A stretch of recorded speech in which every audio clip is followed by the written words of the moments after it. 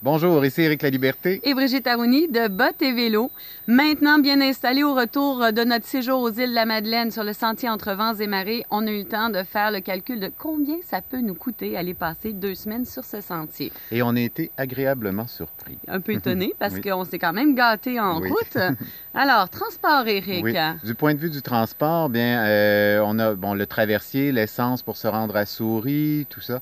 Sur place, on laisse l'auto pour s'éviter d'avoir à amener l'auto sur l'île puis qui demande des réservations longtemps d'avance. On a laissé l'auto à Souris, donc un stationnement qui coûte 5 $ par jour pour 2 semaines, 75 $ qui est de ce côté-là. Et ça réduit quand même pour 2 personnes le coût du traversier de moitié prix. Donc, ça nous revient à 110 $ par personne aller-retour, le traversier. C'est ça. Ensuite de ça, on avait de l'hébergement. C'est sûr qu'aux îles de la Madeleine, on a le choix au niveau de l'hébergement, que ce soit camping, chalet, gîte, auberge. Mais les chalets, généralement, préfèrent réserver à la semaine et non à la journée. Donc, on a quand même un certain nombre d'hébergements abordables qu'on a pu découvrir sur l'île. Et le sentier nous permet de faire des boucles. Donc, en logeant 2-3 nuits à la même place, on pouvait marcher l'ensemble du sentier. Donc, quelques hébergements. Oui. Le premier, on a commencé, il y a une partie du groupe qui est allé à l'auberge Gros Cap, Oui. qui est tout près de Cap-aux-Meules, et une autre partie du groupe qui est allé au Pas Perdu, qui est pratiquement en face du traversier. Deuxième endroit où on est allé loger, c'est à l'Istorlet, qui est sur l'île de Havre-Aubert.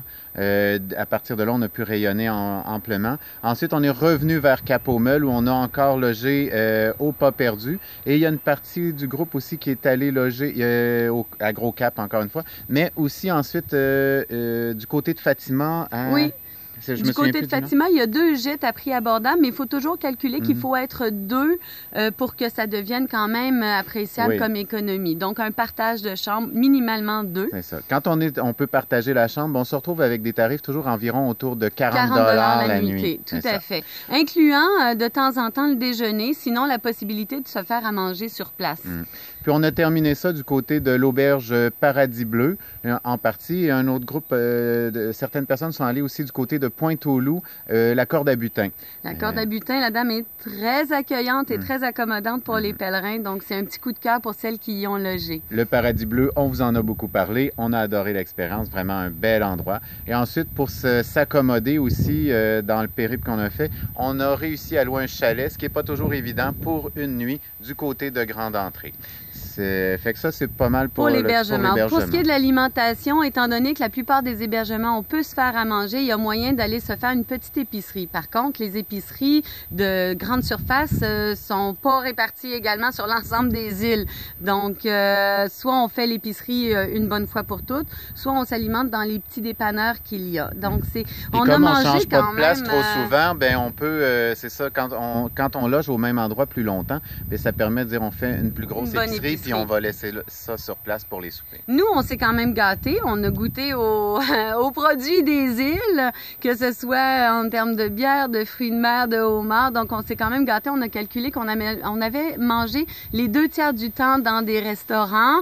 Et donc, au total, on arrive quand même à 100 $ par jour, par personne, pour l'ensemble des dépenses. Oui. Donc, transport, hébergement, alimentation. C'est-à-dire un 750 $ par semaine, 1500 pour 2 semaines, une personne qui veut vivre l'expérience sur les sentiers entre vents et marées. Et ça inclut le traversier, l'essence pour se rendre, le pont de la Confédération, le péage du pont de la Confédération et le stationnement de 2 semaines, là, le 75 $ pour 2 semaines, laisser l'auto à Souris. Un bien vivre et bien manger, quand même. On était quand même en vacances. Et donc, il est possible de le faire pour moins cher aussi, si quelqu'un dit on se fait à manger tout le long. Oui, ou on fait du camping à quelques moments, donc c'est aussi possible. Et c'est possible de le faire avec plus de confort, donc payer un petit peu plus cher si c'est ce qu'on souhaite.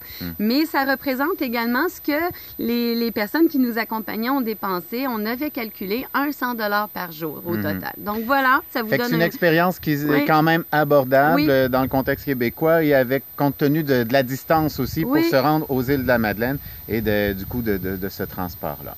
Alors, on est très heureux et on vous recommande les sentiers entre vents et marées. Très belle expérience. Au plaisir! Au plaisir!